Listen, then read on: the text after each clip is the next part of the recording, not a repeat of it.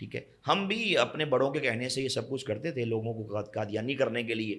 ہم بھی یہ کہتے تھے بھائی جو کلمہ ٹاڈا وہی ساڈا، مطلب خود کو یہ بولتے تھے کہ بھائی ہم بھی کلمہ پڑھتے ہیں. تو بہرکیف یہ اس سلسلے میں چلا، لیکن یہ تھا کہ اللہ نے دل میں ڈالا کہ مجھے ایک بار اس پہ ریسرچ کرنی ہے.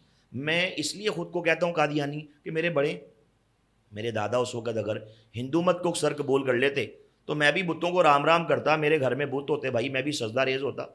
عیسائی ہو جاتے کرسچن تو میں بھی آج عیسیٰ علیہ السلام کو خدا کا بیٹا مانتا، مریم کو نعوذ باللہ خدا کی بیوی سمجھتا. تو یہ میں نے سوچا کہ ریالٹی کو قبول کرنا ہے، مجھے حقیقت کو قبول کرنا ہے.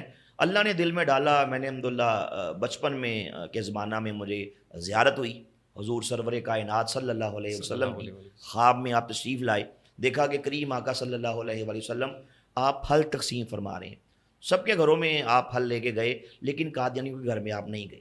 مطلب کہ کریم آقا صلی اللہ علیہ وسلم نے قادیانیوں کا بائیکاٹ کیا.